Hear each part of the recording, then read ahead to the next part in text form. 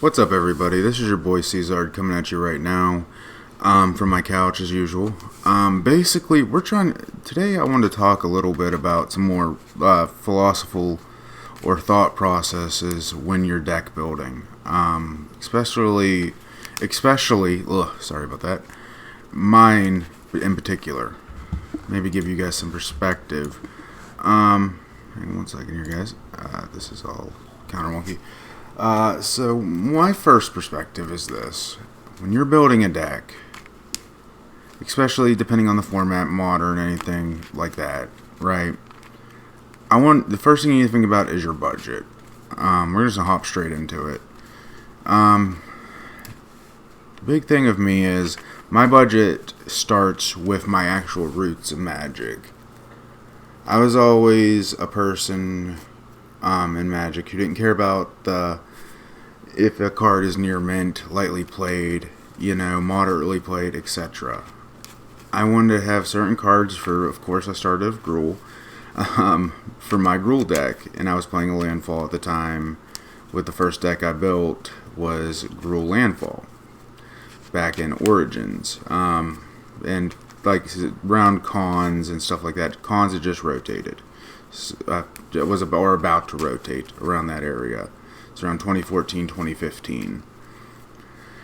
The main thing I've been seeing a big, like not really a big boom in is how people actually build their decks. And I thought today for this video, this is going to be scheduled in later. I'm recording it as of 2/5/2022.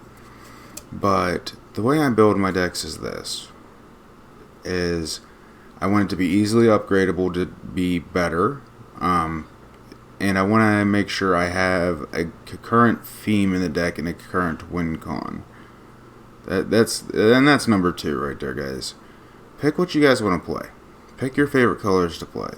Find moderately to damage cards. Like, sometimes I know LGSs will sell them as damage if they have a little bit of whitening on the rims or on the sides.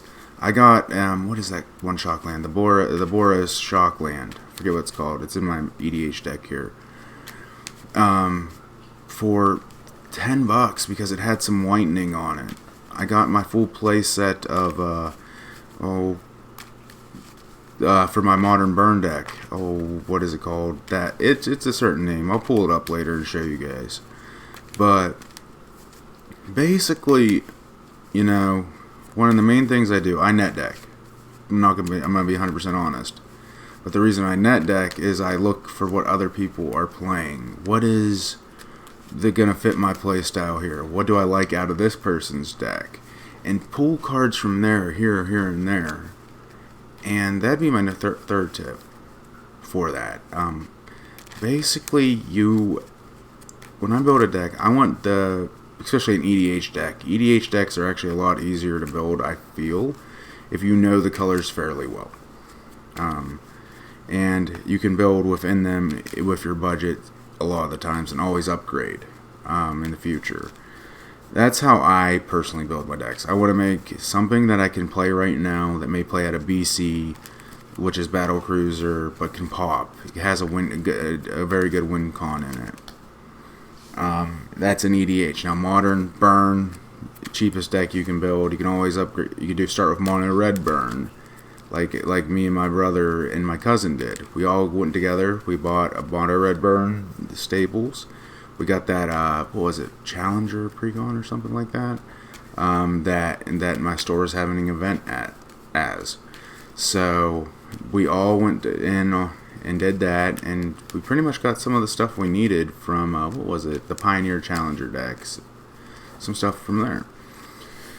So when I build a deck, I wanted to do what the deck wants to do. The sideboard is for the plan. You can't plan for everything. That's one thing a lot of people need to realize. You can't have, a deck that always wins.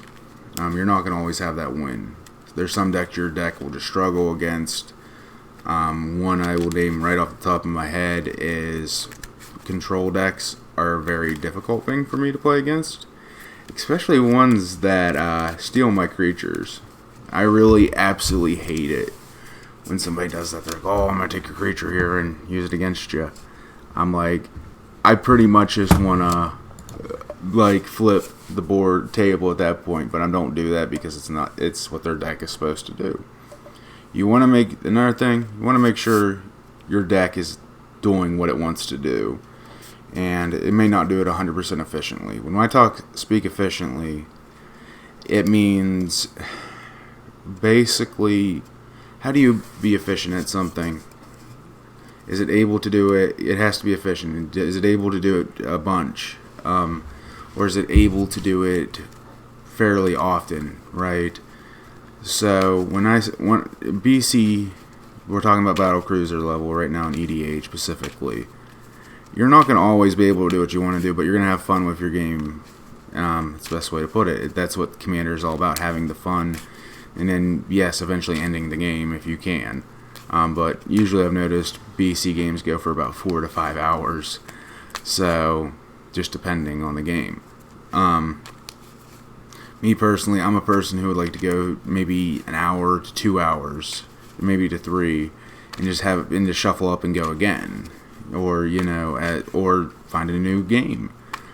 So it's sort of along those lines.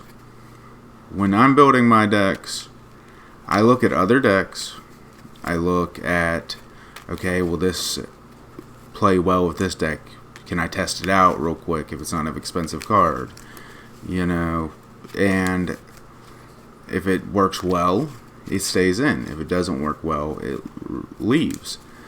So, like, I had a card in my deck I recently took out called Second Sunrise, right? Second Sunrise would return all permanents to the battlefield, yada yada yada, at instant speed. Enchantments, lands, whatever. So basically everything would be destroyed, and there you go.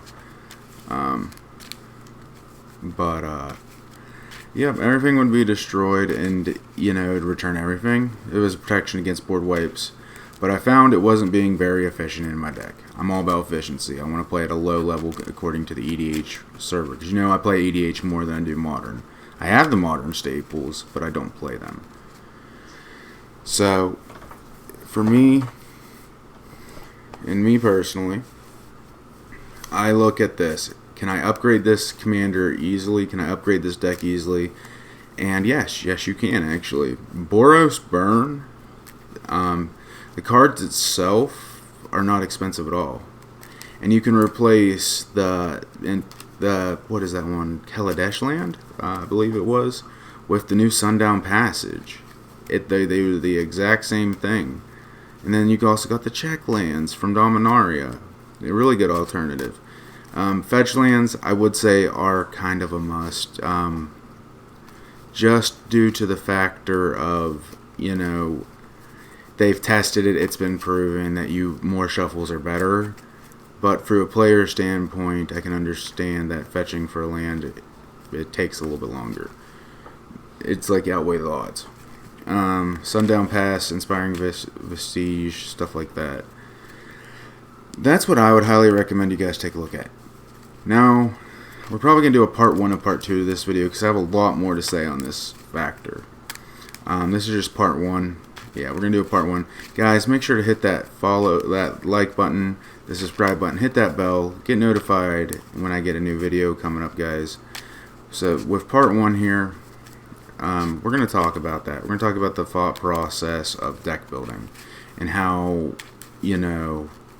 just to make sure you guys know, like how I build my decks.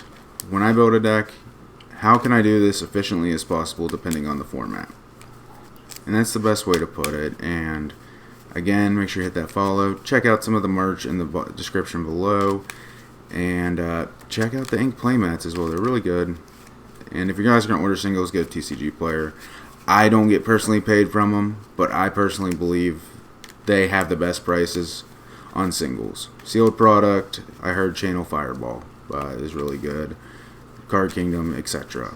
So or your local LGS. If you guys have a local LGS, definitely go there first though. So, alright guys, deuces. Bye. See you on part 2. Part 2 coming right up.